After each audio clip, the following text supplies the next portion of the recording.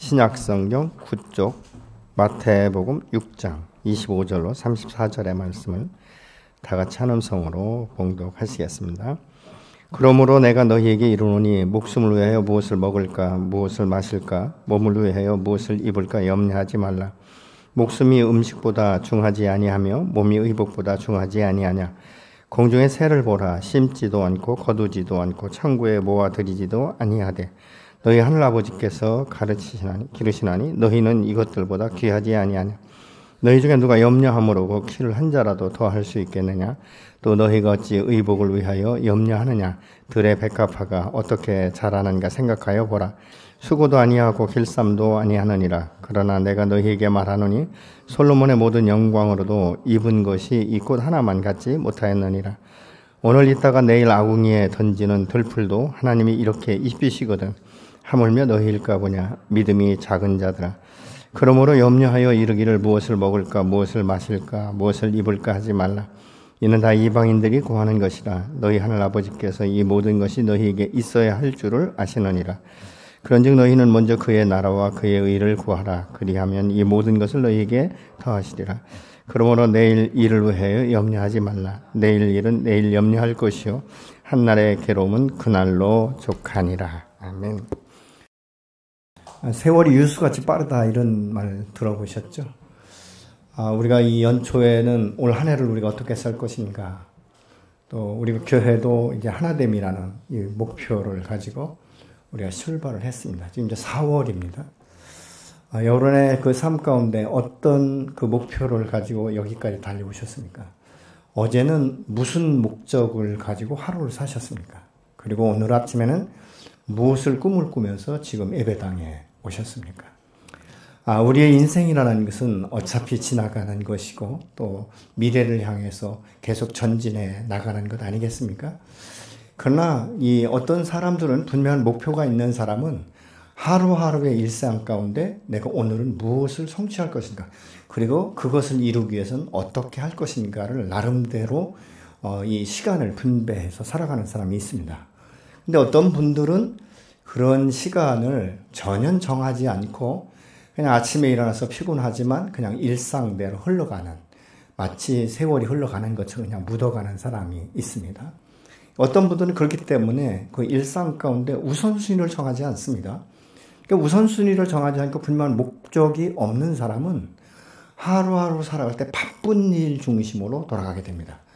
그래서 하루를 끝나고 나면 내가 오늘 뭐 했지? 그냥 열심히 바쁘기만 했는데 남은 것은 없다는 것이죠. 근데 이런 날들이 하루하루 차곡차곡 쌓이다 보면 1년이 되는 것이고 10년이 되는 것이고 어느덧 우리의 인생을 마감할 날이 올 때 내가 과연 일생을 무엇을 위해서 살았는가? 내가 성취한 것은 무엇인가? 이런 것들을 우리가 돌아보면 참 어떤 분들은 그래도 만족하는 분들이 있어요. 온전히 이루어지진 못했지만 그래도 내가 여기까지 왔구나. 참 감사하구나. 건강했구나. 하나님의 은혜구나. 하나님의 축복이구나. 이런 것을 깨닫는가 하면 어떤 분들은 너무 아쉽다. 아직은 아닌데. 그래서 어떤 분들이 이런 이야기를 합니다. 내가 10년만 더 젊었더라면. 이런 생각을 하시거든요. 근데 그런 분들을 보면요. 이 계획과 삶에 대한 가치관이 변화되지 않으면 현재에서 10년 후의 삶은 또다시 반복적인 이야기를 하는 것이죠. 내가 10년만 더 젊었더라면 이런 생각을 합니다. 여러분, 그래서 하나님께서는 우리를 이 땅에 보내실 때 무계획하게 보내시지 않았다는 거예요. 분명한 우리의 삶의 목표가 있다는 것이죠. 그렇기 때문에 그 목적을 성취하기 위해서 우리 이 땅 가운데 보내셨는데, 대부분의 사람들이 예수 그리스도를 몰랐을 때는 세상의 원리를 따라 살았는데, 이 세상의 원리라는 것은 공중권세 잡은 자가 지배하는 땅이라는 것이죠. 어둠이 지배하는 땅인 것이죠. 그래서 사람의 눈을 들어서 여호와를 바라보지 못하게 하고 이 세상의 것들을 쫓아가게 하고 세상의 것에 만족을 누리면서 이 희노애락을 세상에서 누리도록 그렇게 만들어간 것이에요. 자, 그렇다면 세상에서 희노애락을 누린다는 것은 무엇입니까? 있고 없는 것의 차이지 않습니까? 돈이 많아야 되고 잘 살아야 되고 건강해야 되고 자녀들도 잘 돼야 되고 이런 모든 것들의 행복의 기준이 세상 것이라는 말이죠. 그러니까 우리의 삶 가운데 모든 것들을 세상에 투자하는 거예요.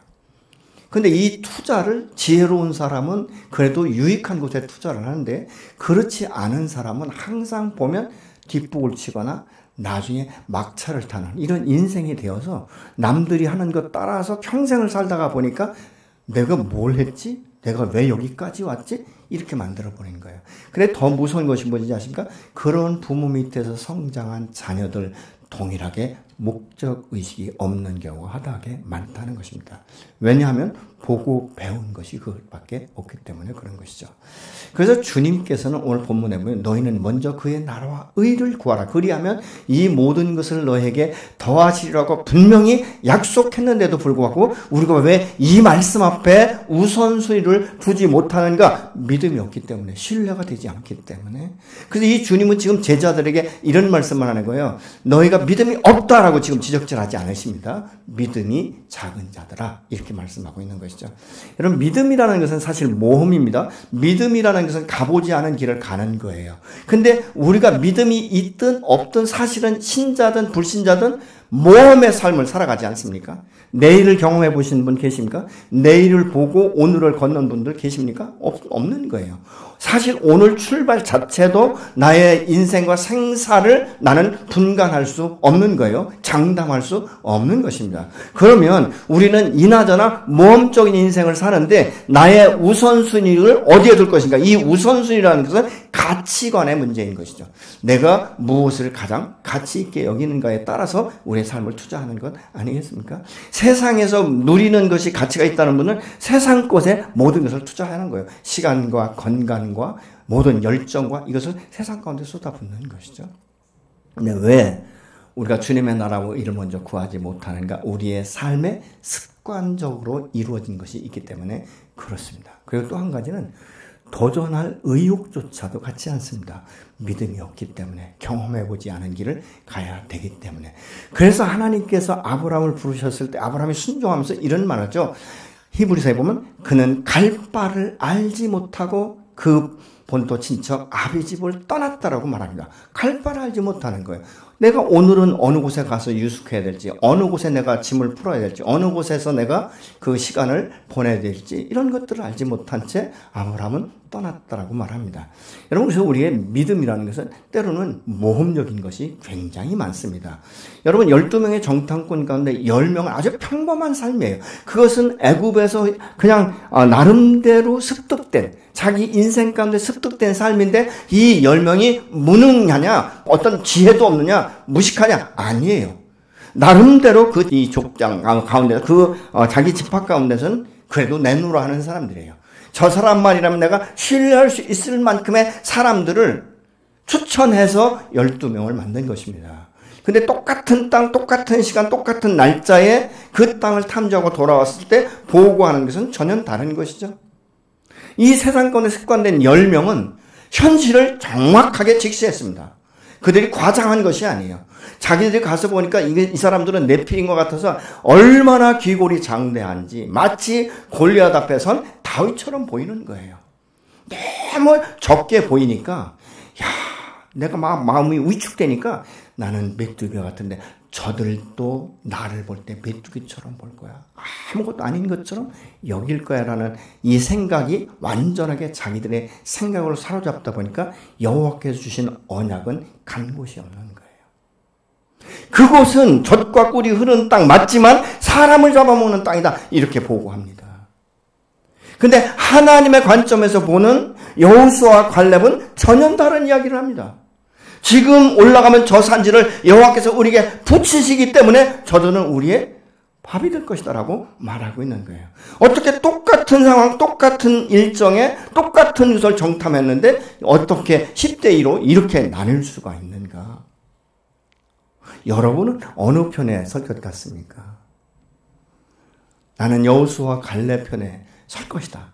그렇습니까? 아니면 아이고 그거 모험이지. 그거 어떻게 도전해. 그거 해보지도 않았는데. 이런 10명에 속하십니까? 우리의 선택은요. 굉장히 우리가 정확하게 자기가 생각하지 않으면요. 그 마음 가운데 있는 무의식 속에서 선택합니다. 근데 무의식 속에서 선택한다는 것은 무엇입니까? 거의 다 세상적인 것이죠. 지금까지 습득된 것. 그리고 사람의 몸은요, 참 보이지 않게 어떤 정확하게 자기에 대한 결단력이 없으면요, 몸은 게을러요. 편한 게 좋습니다. 여러분, 학교 다니는 아이들이요, 집 앞에 있는 아이들이 지각을 많이 합니까? 아니면 멀리 있는 아이들이 지각을 많이 합니까? 한번 생각해 보세요. 집 앞에 있는 아이들이 거의 지각을 많이 해요. 이유가 뭐죠? 나 금방 일어나서 달려가면 되니까. 근데 먼 데 있는 아이들은 어때요? 멀기 때문에 빨리 일어나서 가야 된다는 생각이 있잖아요. 이런 부분 똑같은 거예요. 우리 신앙생활도 마찬가지죠. 정말 내가 이제 새롭게 시작한다. 정말 내 인생을 좀 바꿔보고 싶다. 이런 생각을 하시는 분들은 그래도 나름대로 자기 몸을 쳐서 복종시키려고 해요. 뭐 시간이 가면 되겠지. 뭐 열심히 교회 나가면 되겠지. 이런 사람들은요, 이 몸과 마음 상태가 게으르기 때문에 자기 몸을 쳐서 복종시키려고 하지 않습니다. 여러분, 우리 몸이 새로워지는 것은요, 하는 한날에 예수 믿는다고 해서 180도로 갑자기 삶의 스타일이 바뀌지 않습니다. 아마 그러면 죽는 사람이 더 많을 거예요. 안 바뀌는 거예요. 여러분 아십니까? 지금까지 습관이 나 몸에는 익숙해요. 편한 거예요. 너무 좋습니다. 그래서 이 선택할 때 주님의 나라와 의를 구하는 것은 보이지 않는 것이에요. 근데 이 세상 것은 다 눈으로 보이는 것이고 현실적인 것이고 손으로 만질 수 있는 거예요. 그래서 대부분의 사람들이 신앙생활을 하고 있지만 눈에 보이는 것을 선호하는 경우가 굉장히 많습니다. 근데 우리의 지식은 달라요. 여호와는 나의 목자시니 내게 부족함이 없다는 말을 다 암송합니다. 근데 실질적인 삶 가운데 여호와를 나의 목자로 인정하느냐는 거예요. 그분이 나를 푸른 창 쉴 만한 물가로 인도하신다는 사실을 지식이 아니라 삶 가운데 선택하느냐는 것입니다. 우리는 어떻습니까? 세상은 다 눈에 보이는 것이 우선순위 되기 때문에 돈이 없으면 못 되는 것 같아요. 돈이 없으면 못 사는 것 같아요. 그리고 이 외적으로 치장을 하지 않으면 사람들이 무시하는 것이 현실입니다. 그렇기 때문에 가능하면 좋은 옷 입으려고 하는 것이죠. 좋은 차 타려고 하는 것이고. 그것은 인간의 욕망이에요. 그것은 어떻게 보면 어쩔 수 없다는 것이죠. 여러분, 우리가 하나님의 사람으로 먼저 그의 나라와 의를 구하라고 말씀하시는 이 주님이 먼저 찾아오셨습니까? 내가 먼저 주님을 찾아갔습니까? 주님이 먼저 찾아오신 거예요. 그래서 우리에게 하나님의 관점에서 볼 수 있도록 우리가 잃어버렸던, 우리의 죽어있던 영을 살리기 위해서 이 땅 가운데 성육신에서 오신 분이 바로 예수 그리스도입니다. 그분은 하나님 앞에 순종하는 것이 무엇인지를 우리에게 선행적으로 보여주셨어요. 많은 사람들이 말이죠, 자기는 변화되지 않으면서 사람들을 지식으로 가르치려고 해요. 그러면 안 된다. 그렇게 살면 안 된다. 이런 이야기들을 많이 하는데 실질적으로 그 사람이 모델적인 삶을 살아가면 그렇게 하면 안 된다는 말이 그게 신뢰가 돼요. 근데 자기는 하지 않으면서 남들한테 그렇게 이야기하면 주워받고 싶죠. 뒤에서 말하고 한마디씩 하고 싶은 것이 우리의 모습 아니겠습니까? 우리 예수 믿고 구원받은 것은요, 새로운 인생을 출발할 수 있도록 하나님과 출발점을 거기에 두신 거예요. 우리의 옛사람은 십자가 못 박혀 죽었다라고 분명히 갈라디아 2장 20절을 말씀합니다. 십자가를 통과해야 된다라고 말씀하고 있죠. 요한복음 3장에 물과 피로 거듭나지 않으면 우리가 하나님의 나라를 볼 수 없다라고 분명히 말씀하고 있습니다. 우리는 예수 믿으면 하나님의 나라를 볼 수 있는 것이고 하나님의 자녀가 됐어요. 모든 권세와 신분이 바뀌었습니다. 그럼에도 불구하고 우리가 왜 믿음 안에서 선택하지 못하는가? 가보지 않은 길을 가고 있기 때문에 그렇습니다. 사람이 말이죠, 이 세상 가운데 살 때 열정이 없어서, 힘이 없어서 못 사는 것이 아니라 그 열정과 힘을 잘못 사용하기 때문에 방향이 너무 틀어져서 하나님이 원하시는 길을 가지 못하는 경우가 허다하게 많은 것들을 우리가 보게 됩니다. 우리는 예수 믿고 거듭난 사람은 우리의 주인은 주님이시다라고, 그래서 우리가 주님 이렇게 부르고 있지 않습니까? 그런데 실제적인 삶 가운데 주인으로 인정하지 않습니다. 어둠의 권세가 나의 주인이 될 수 있는 것이고 내 인생을 내가 책임지는 내 자신이 나의 주인이 될 수 있는 거예요. 그래서 내가 주님의 나라와 의를 먼저 구하기 위해서는 무엇입니까? 자기가 변화돼야 되는 것이죠. 옛사람의 정서를 계속적으로 끊어내야 되는데, 이거 끊어내는 것은요, 사실 어떤 때 보면 죽음과도 같은 거예요. 고통이 수반되는 겁니다. 왜냐하면 옛날 같으면 그냥 소리 한번 치면 되고 내가 힘쓰면 되고 근데 이거는 인내해야 되는 경우가 많지 않습니까? 제가 예수 믿고 나서 거듭나고 이제 뭐 이런 뭐 치유사역이나 이런 훈련을 받으면서 제일 힘든 게 자녀 교육이었어요. 옛날 같으면 막 큰 소리를 한번 탁 치고 몇 차례로 때리면 되는데 이건 그럴 수 없잖아요. 내가 잘못했다가 다 용서를 구하고 앞으로 그렇지 않겠다고 했는데 또 때릴 수 없고 또 소리칠 수가 없잖아요. 근데 아이들이요 자기는 변화되지 않으면서요 부모의 말을 그렇게 잘 기억을 해요. 몇 차례 갖고 와 그러면 아빠 안 때리기로 결정했다며. 아니 그냥 속이 썩어서 터질 것 같아요. 옛날 같으면 큰 소리 한번 치고 때리면 되는데 그럴 수 없는 것이죠. 우리가 하나님 앞에 변화된다는 것은요 얼마나 느린지 몰라요. 여러분은 어떤지 모르지만 저는 너무나 느렸어요. 너무 힘든 거예요. 새롭게 산다는 것이. 새로운 가치관과 새로운 세계관을 세워가는 것이요 너무 힘든 거예요. 근데 말씀을 보면 이게 또 이해가 안 되는 거예요. 풀어지질 않는 거예요. 성령이 내 안에 오셔서 나를 도와주신다고 하는데 이게 느껴지질 않는 거예요. 무엇을 보고 내가 성령이 나를 도와주신다는 걸 내가 어떻게 인정해야 되는 거예요. 이게 인식이 안 됐어요. 저 같은 경우는. 여러분 어떻습니까? 예수 믿고 나니까 막 인식이 팍팍 되시던가요? 기도하니까 바로 하나님께서 응답하시던가요? 저는 하나님의 음성 듣는 것이요 그렇게 힘들었어요. 아니 이상하다. 무슨 하나님의 음성이 있어? 하나님 무슨 말씀을 하셔? 이런 의문이 굉장히 많이 들었습니다. 그래서 하나님 앞에 제가 무식해서 질문도 굉장히 많이 했어요. 근데 왜 주님의 나라와 일 먼저 구하지 못하는가? 먹고 사는 문제예요. 의식주의 문제입니다. 근데 주님은 항상 말씀하세요. 무엇이 우선이냐라고 말씀할 때 야, 내 목숨보다 음식이 더 중요하진 않지 않느냐. 야, 네 몸보다 어떤 옷이 더 중요한 건 아니지 않느냐. 그 근원적인 것을 말씀하세요. 여러분 사람이 너무 기쁘면요 밥 안 먹어도 배가 부른 것 같을 때가 있어요. 여러분 어떻습니까? 그렇지 않습니까? 사람이 막 기쁘고 막 감동이 되면요 밥 안 먹어도 살 것 같아요. 어떤 때는. 그죠? 네, 근데 그런 어떤 기쁨이 없고 감동이 없으면요 얼마나 배고픈지 몰라요. 그러니까 이런 그 부분들이에요. 내가 그래서 이 의식주의 문제를 먼저 갈 것이냐 아니면 주님의 사랑과 은혜를 내가 먼저 기억할 것이냐 이거에 따라서 우리가 선택하는 것을 봅니다. 그래서 25절 같은 데 보면 그러므로 내가 너희에게 이르노니 목숨을 위하여 무엇을 먹을까 무엇을 마실까 몸을 위하여 무엇을 입을까 염려하지 말라. 목숨이 음식보다 중요하지 아니하며 몸이 의복보다 중요하지 아니하냐. 무엇이 더 중요하냐라고 지금 질문하고 있는 것입니다. 염려하지 말라 이 말은 메림나오라는 헬라어인데 근심하다, 우려하다, 걱정하다 이런 의미예요. 그래서 뭐뭐에 대해서 필요 이상으로 생각한다. 뭐뭐에 대해서 필요 이상으로 염려한다, 걱정한다 이거거든요. 근데 염려라는 것은요 근심이 계속적으로 쌓이다 보면 염려로 탁 자리 잡는 거예요. 이런 사람을 뭘 해도 염려와 근심이 끊이지 않습니다. 항상 근심하고 항상 염려하고 그렇게 하지 말라고 해도 이게 자동으로 오는 거예요. 오토매틱이에요. 뭐 하나만 딱 벌어오면 벌써 마음 가운데 근심이 생기는 거예요. 아이고 큰일 났다. 이거 어떡하지? 이거 어떻게 해결해야 되지? 그러니까 담대함이 없는 거예요. 항상 자기는 아무것도 할 수 없고 무능력하고 무식한 것처럼 이렇게 생각하는 거예요. 그렇지 않다는 것이죠. 그러면 이런 뭐 의식주의 문제를 그러면 신앙생활 할 때 별 볼 일 없냐? 그거 그렇게 관심 안 써도 되냐? 아니에요. 주님 그 말씀 아니에요. 먹고 살기 위해서는 다 심어야 되죠. 거둬야 되는 거예요. 노동과 수고의 대가가 반드시 필요한 거예요. 근데 그것을 심을 때 이 모든 것들을 누가 거두게 하시는가? 그리고 어떻게 열매를 맺게 하시는가? 이 원리를 한번 생각해 보자는 것이죠. 여러분 요즘에 봄인데 비가 안 오다 보니까요.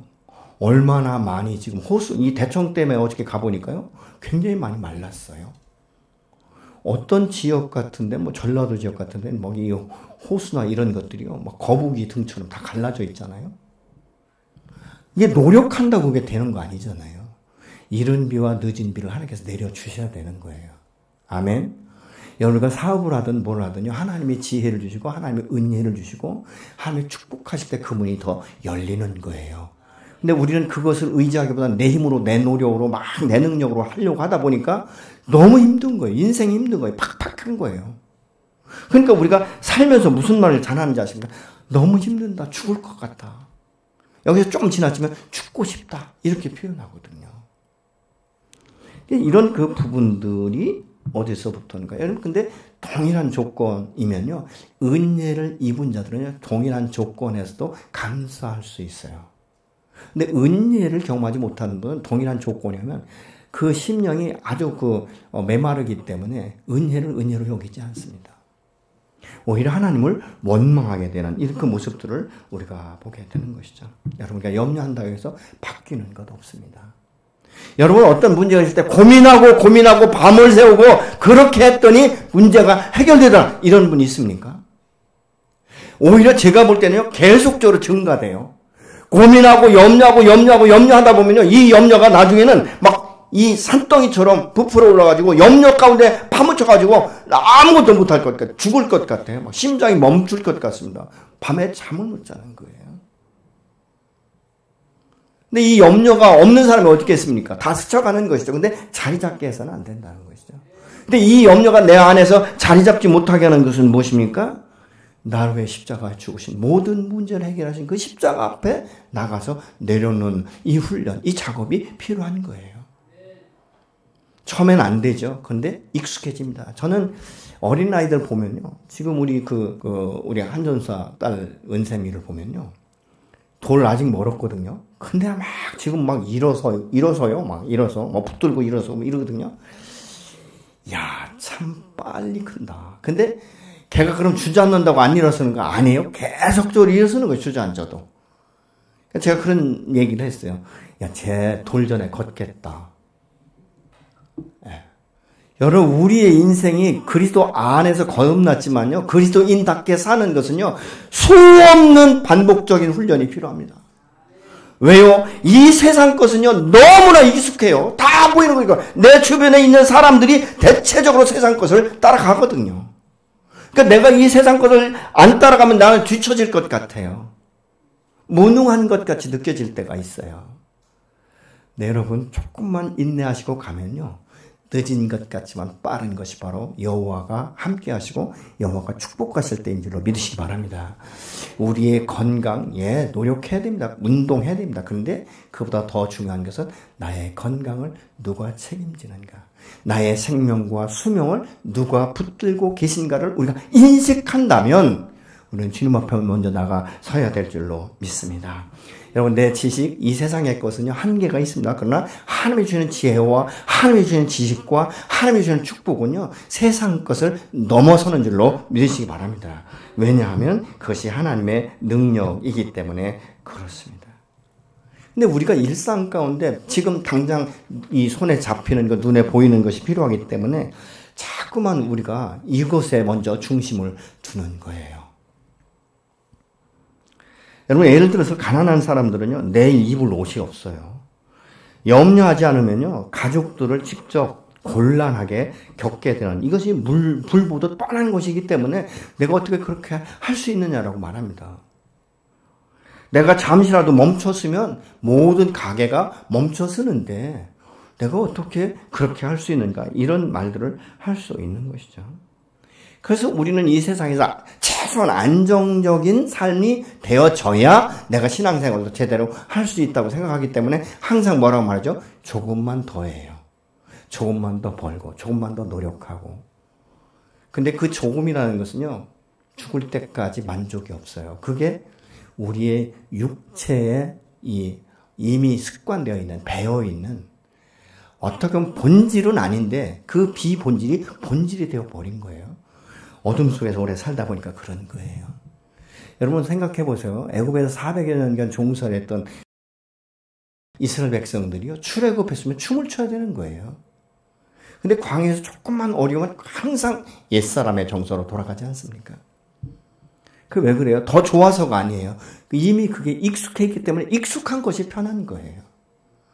이 광야보다. 그래서 미래의 어떤 하나님이 약속한 언약의 땅보다도 지금 당장은 불편한 게 싫다는 거예요.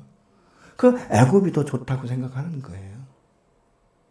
여러분 예수 믿고 후회해 본 적 없으십니까? 내가 예수 안 믿었으면 지금 이럴 때 자유로울 텐데. 혹시 그런 분 안 계십니까? 이 염려, 이 두려움은요, 내가 정신 차리지 않으면요, 무의식 중에 팍 들어오는 게 이거예요. 여러분, 1%의 걱정만 줄여도 인생이 바뀐다라는 이 책을 쓴 조지 웰턴은요, 이렇게 말합니다. 사람의 마음속에 끝없이 추구하는 게 두 가지가 있대요. 그게 뭐냐? 걱정과 욕심이라고 말합니다. 이 걱정과 욕심은요, 억누르면 억누를수록 달라붙기 때문에 어지간해서는 적당한 선에서 타협조차 하기가 어렵다라고 말해요. 돈에 대한 욕심, 출세에 대한 욕심, 오늘 일을 반드시 끝내야 한다는 이 욕심. 그래서 이 욕심 가운데 염려가 생긴다는 거예요. 염려는요, 건강에 대한 염려, 문제 해결에 대한 염려. 심하면요, 99%가 병에 걸리지 않는데 1% 걸릴 거라는 이 염려가 99%를 잡아먹는데요. 이해가 되십니까? 99%는 나가 건강하고 병들 염려가 없는데 사람들 그 1%의 아주 작은 1%의 모든 것을 걸어버리기 때문에 염려와 근심이 떠나지 않는다는 거예요. 여러분 이 말을 할 땐 참 바보 같은 사람이잖아요. 근데 여러분은 어떻습니까? 여러분 99% 쪽이십니까? 1% 쪽이십니까? 사람이 투자하는 것도 마찬가지인 것 같아요. 99%는 안전한데 이 1% 염려 때문에 투자하지 못하고 나중에 뒷북치는 분들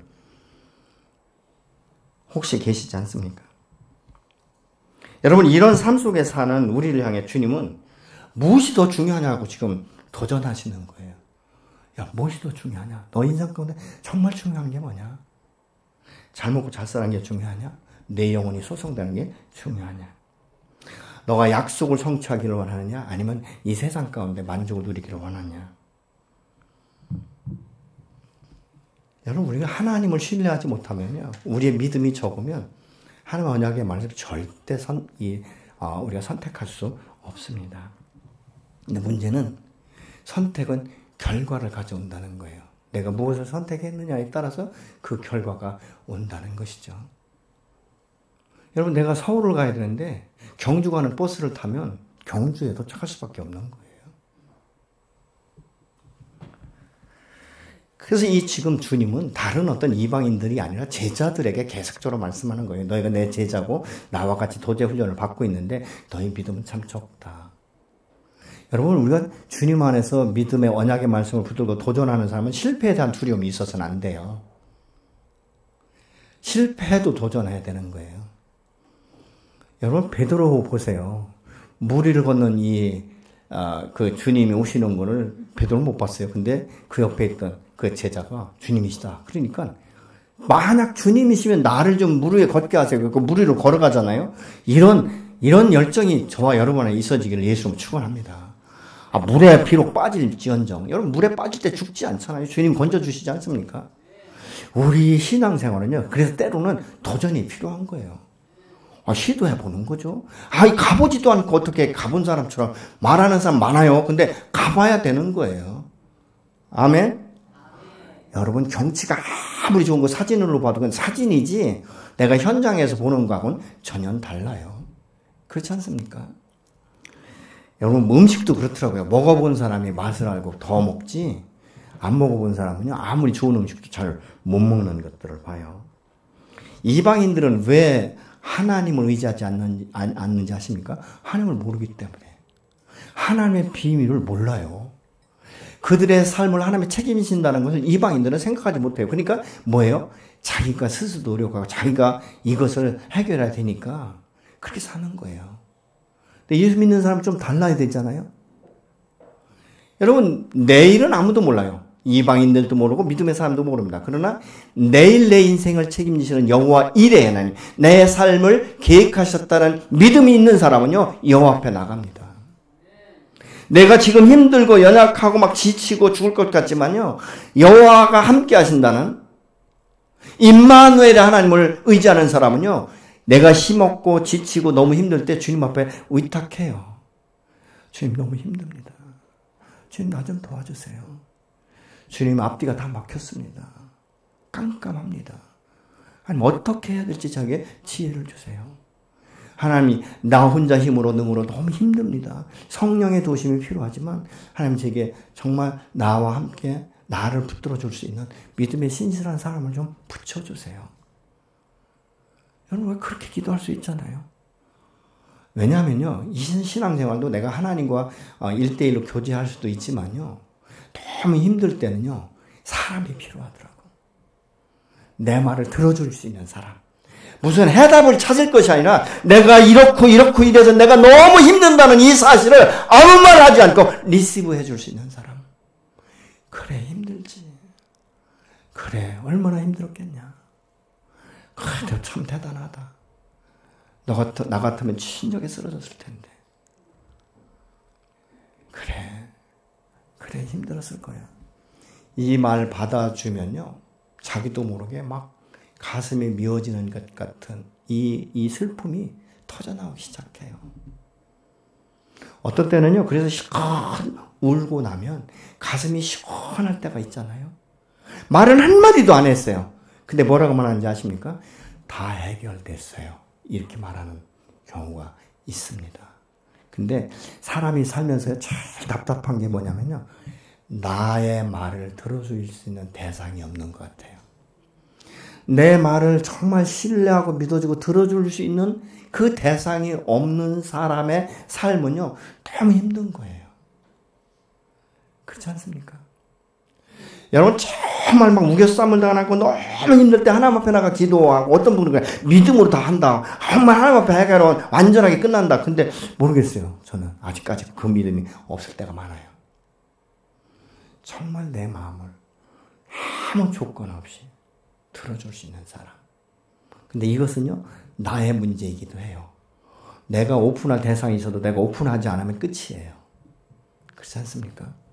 그래서 나에게는 오픈할 수 있는 용기가 필요한 것이고 내 말을 받아줄 수 있는 대상이 필요한 것이죠. 그래서 때로는 우리가 주님 앞에 나가서 그렇게 우리가 기도할 때 하나님 어떤 때는 그런 마음 주시잖아요. 내가 내 마음 다 안다. 너 너무 힘들지. 너 지쳤지. 그래 너에겐 힘이 필요해. 이런 음성을 들으면요. 그게 감사한지 모릅니다. 여러분 그래서 우리가 24절 같은 데 보면 두 주인을 똑같이 섬길 수 없다고 말을 해요. 왜 갈등이 일어나냐니까 24절의 말씀이에요. 재물은요. 중립이에요. 악한 것도 아니에요. 그건 죄가 아니에요. 근데 재물을 얻었을 때 내가 땅에 이것을 투자하고 땅에 묻어두느냐 아니면 이것을 통해서 하나님의 뜻을 향해서 풀어가느냐의 문제예요. 근데 이것을 내가 땅에 묻어두면요. 재물은요. 만문의 영이기 때문에요. 내 마음을 묶어버려요. 그래서 이 만문에 이 재물에 내 모든 것들을 의지해요. 이것만 있으면 된다고 생각하는 거예요. 근데 그게 그 순간부터 뭐가 되는지 아십니까? 재물이 우상이 되어버리는 거예요. 그러니까 이 재물이 우상이 되어버리면 하나님이 들어서 역사할 틈이 없어요. 그럼 이것을 이길 수 있는 게 무엇인지 아십니까? 뭐 여러분 다 아시잖아요. 성령의 충만이에요. 근데 이 성령의 충만은 저절로 이루어지지 않습니다. 그럼 성령의 충만은 어떻게? 예배를 통해서 주님 앞에 나가는 거예요. 이 예배라는 것은 물론 우리 교회 공동체에서 중요하지만 가정에서도 예배가 굉장히 중요합니다. 필요한 거예요. 근데 이 예배를 소홀히 하는 것은요. 이유는 많아요. 피곤하다, 몸이 아프다, 바쁘다, 자식이 속을 썩인다, 이유는 많습니다. 그런데 이건 하나님께로부터 오는 거 아닙니다. 어둠으로부터 오는 거예요. 계속적으로 나를 그 자리에 앉히게 만드는 거예요. 여러분 이것을 끊어낼 수 있는 이 용기가 필요한 거예요. 처음이 중요합니다. 내가 힘들고 피곤하고 지치고 바쁘고 자식이 속을 썩일 때 이것을 능가할 수 있는 것은 성령의 능력 아닙니까? 성령의 능력은 주님과의 교통 가운데 일어나는 거예요. 그래서 예배의 기름 부으심이 있어야 되는 거예요. 예배에 대한 기대감이 있어야 되는 거예요. 근데 예배를 소홀히 하면요, 어떤 경향이 오냐면요, 마음이 자꾸 굳어지고 딱딱해져요. 결국은요, 하나님 찾지 않습니다. 무엇인지 아십니까? 교만이에요. 하나님 없어도 됩니다. 하나님, 내가 10년, 20년을 당신 앞에 정말 예배도 잘 드리고, 기도도 하고, 물질도 헌금하고 했지만, 주님 이렇게 어려울 때 당신 나에게 아무런 효과도 없잖아요. 나를 돕지 않잖아요. 이런 이 마음을 그렇게 확 바꿔버리는 것이 어둠의 역사예요. 네, 여러분, 우리가 그럼에도 불구하고 한 번, 두 번 이것을 이기기 시작하잖아요. 사단이요, 더 이상 감당 못하는 거예요. 여러분, 대부분 다 그런 건 아니지만요. 정말 내가 하늘의 보호를 받을 것인지, 이 세상 가운데서 정말 힘이 있는 이 물질에 모든 것을 걸 건지는 여러분의 선택이에요. 근데 이 선택은 가치관에 따라 다릅니다. 세상이 더 가치 있다고 여기면 세상 것을 따라갈 수밖에 없고요. 그럼에도 불구하고 모든 것의 근원은 하나님께로부터 왔다면 우리는 하나님 앞에 모든 것을 돌려 올려야 되는 것이죠. 여러분, 이 우선순위라는 건요, 말씀 앞에 내가 순종할 것인가 안 할 것인가의 문제예요. 창세기 6장에 노아가 방주를 지으라고 말씀하실 때요, 주님, 내가 지금 자식이 얼만큼이 있는데 내가 이거를 지어요. 아니, 1년에 질 것도 아니고 2년에 질 것도 아니고 기약도 없어요. 방주를 지을 수도 있고 안 지을 수도 있는 거예요. 근데 방주를 안 지었으면 노아의 8가족도 홍수심판으로 죽었을 것입니다. 예비하는 거예요. 우리의 삶의 인생의 종점은요, 아무도 몰라요. 근데 내가 살아있는 동안 미래를 향해서 준비를 하는 거예요. 여러분, 열왕기하 7장 1절 14절에 보면요, 솔로몬은요, 자기가 거처할 그 궁전을 먼저 짓지 않습니다. 하나의 성전을 먼저 지어요. 사람은요, 어떻게 보면 내 집이 먼저예요. 편안하고 안정적이고 좀 여유 있게 이렇게 살고 싶은 것이 이 세상 가운데 살아가는 사람의 그냥 어떻게 보면 자연적인 현상이다, 이렇게 볼 수도 있는 거예요. 그렇기 때문에 우리가 주님의 나라와 일을 구한다는 것은요, 순간순간 내 의지를 발동할 필요가 있어요. 근데 이 의지를 발동할 수 있는 것은 무엇입니까? 은혜를 입은 자들이, 은혜를 기억하는 자들이 발동시킬 수 있는 거예요. 그래도 주님의 은혜가 없으면 내가 못 살지. 그래도 주님의 축복이 있기 때문에 내가 여기까지 온 것이지. 내가 이만큼 사는 것도 물론 내 노력과 열정도 있었지만 주님이 지켜주시기 때문에 내가 여기까지 왔다는 것이죠. 그래서 이것을 우리가 물질이 많든 적든 간에 하나님 앞에 구하는 거예요. 하나님 어떻게 쓰기를 원하십니까? 하나님, 이 상황 가운데 하나님의 선하신 뜻이 무엇입니까? 이것을 분별하는 지혜가 필요한 거예요. 놀라운 것이 뭔지 아십니까? 움켜잡는 자에게는 자기 것밖에 없어요. 근데 하나님의 뜻에 따라서 풀어주는 사람은요, 하나님이 계속적으로 채우십니다. 그 지경을 넓히세요. 보세요. 롯이 이 아브라함보다 먼저 선택할 때는요, 눈에 보이는 좋은 곳이었어요. 얼마나 좋았으면 여호와의 동산 같겠다고 말했겠어요. 근데 여호와께서는요, 롯에게 찾아가서 말씀하지 않습니다. 아브라함에게 찾아오셔서 말씀하는 거예요. 너 너무 의기소침하지 마. 여기는 하나님의 동산과 같진 않지만 내가 이 땅을 축복할 거야. 그리고 너의 인생을 축복할 거야. 그러면서 동서남북 편만한 데를 바라보라고 말씀하고 있잖아요. 여러분, 믿음의 사람은 그래서 우선순위를 할 때 비전의 사람이 돼야 돼요. 하나님이 주시는 이 꿈을 우리 안에 붙들어야 되는 거예요. 그래서 비전을 갖고 사는 사람들이에요. 꿈을 갖고 사는 사람들이에요. 이것이요, 보이지 않지만 그것이 미래를 준비하는 지혜로운 사람들인 줄로 믿으시기 바랍니다. 여러분, 지혜로운 사람은 눈에 보이지 않지만 그 믿음으로 취하는 거예요. 믿음으로 붙드는 거예요. 왜? 주께서 말씀하시기 때문에. 아멘. 주님 이대로 이루어질 것을 믿습니다. 이게 신뢰예요. 여러분, 자녀들의 미래에 대해서 왜 축복해야 되는지 아십니까? 그 축복의 언어는 힘이에요. 능력이에요. 여러분의 언어는요, 엄청난 권위가 있습니다. 자녀들에게는. 하는 싸가지가, 여러분, 이 말보다는 야, 너 하는 거 보니까 굉장히 크게 될 것 같다. 이렇게 얘기해야지. 저는 저희 아버지한테 아주 나쁜 메시지를 많이 받았어요. 너 그렇게 살면 밥도 못 처먹고 산다. 전 밥 먹고 사는 것이 뭔지 어렸을 적에 잘 몰랐어요. 그게 굶는 건 줄 알았어요. 그래서요, 밥 처먹고 살려고 얼마나 아버지 눈에 들려고 제가 열심히 노력했는지 모릅니다. 근데 여러분, 우리 아버님이 나를 평생을 못 지켜주시더라고. 20대 중반에 돌아가시니까 끝이에요. 공급이 없어요. 여러분, 하나님이 우리를 공급하지 않으면요, 부모 밑에서 성장하는 한계가 있어요. 여러분, 그렇기 때문에 자녀들을 여러분의 언어가 축복의 언어로 바뀌어야 됩니다. 저는 우리 아들이나 우리 딸이 지금 뭐 30대 지금 이제 중후반이지만요, 지금도 이야기해요. 하나님은 너희들을 반드시 축복하실 거야.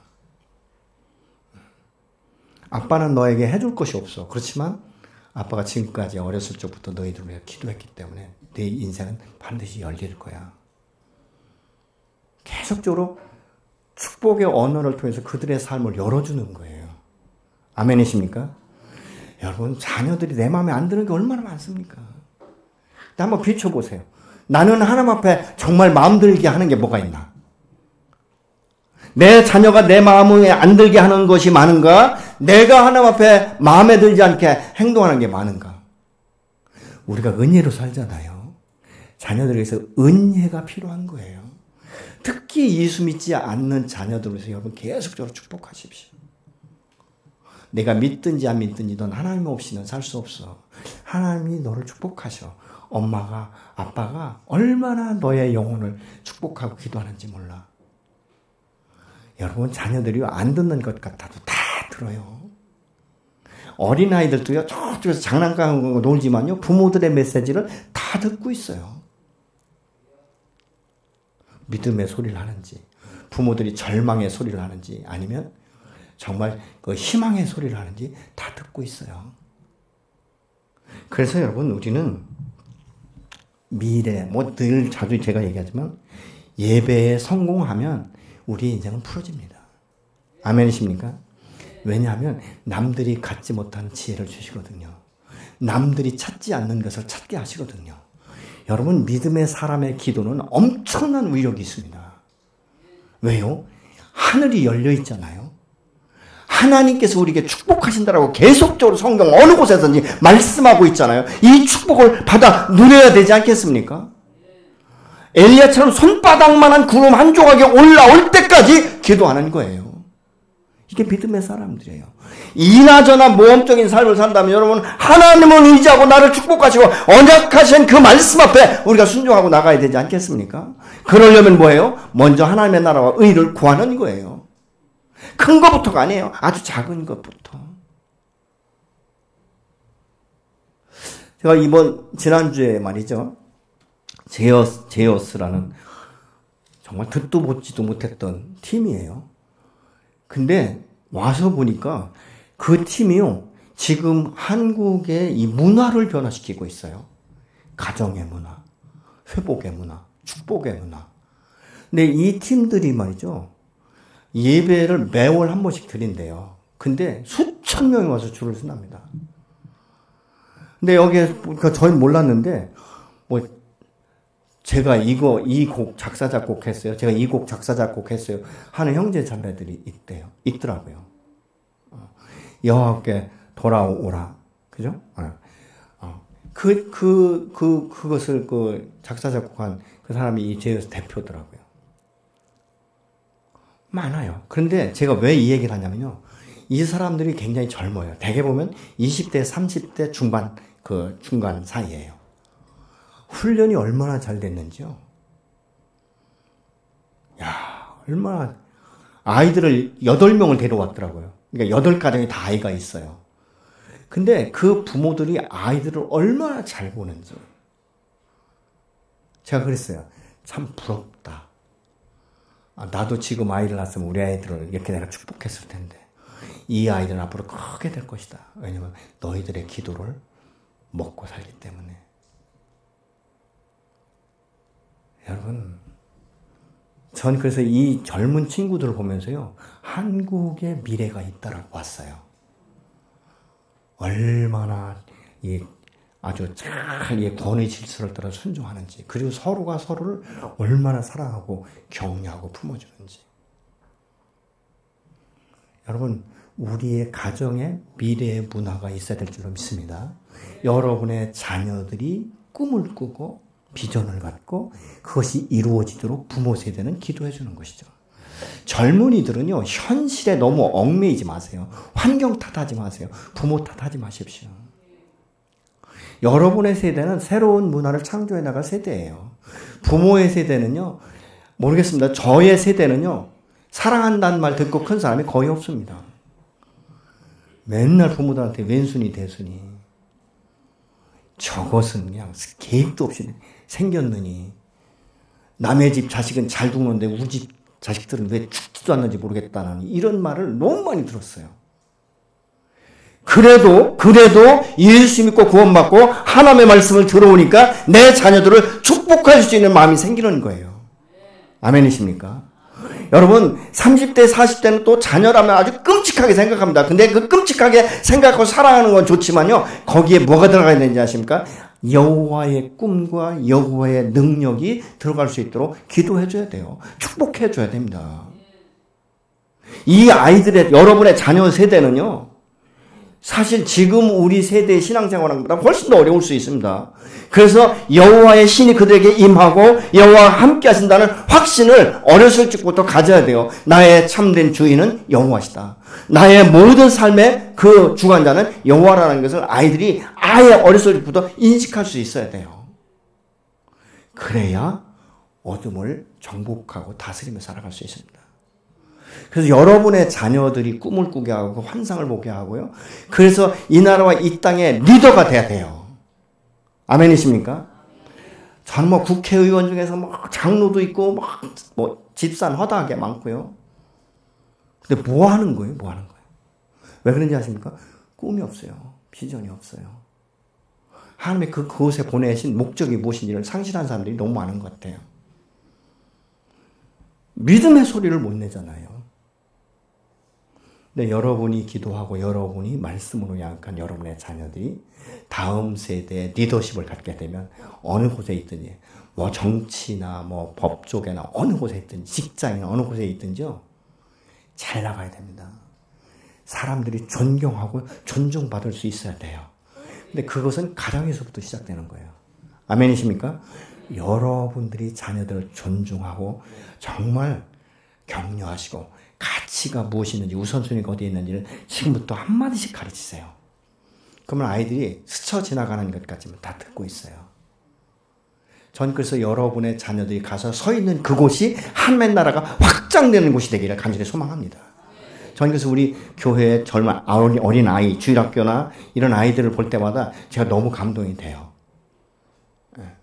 그래서 그런 문화가 여러분의 가정 가운데 먼저 선행되고 이루어지기를 예수로 축원합니다. 여러분의 수고와 여러분의 모든 섬김과 여러분들이 자녀를 위해서 희생하고 헌신하는 모든 것들을 하나님께서 넘치도록 갚아주실 줄로 믿습니다. 그래서 그런 꿈과 비전을 가지고 항상 우선순위를 선택할 여러분이 본이 되셔야 돼요. 하나님의 나라와 의를 구하는 것이 항상 우선이었더라. 우리 부모는 이럴 때도 하나님의 나라와 의를 구하더라. 말씀 앞에 순종하더라. 이런 것들이 여러분의 삶을 통해서 흘러갈 때 자녀들은 그냥 유업으로 받는 거예요. 아멘.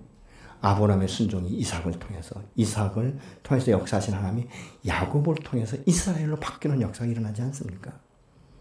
저는 그런 세대가 여러분과 우리 교회 가운데 또 우리 가정 가운데 이루어지기를 간절히 소망합니다.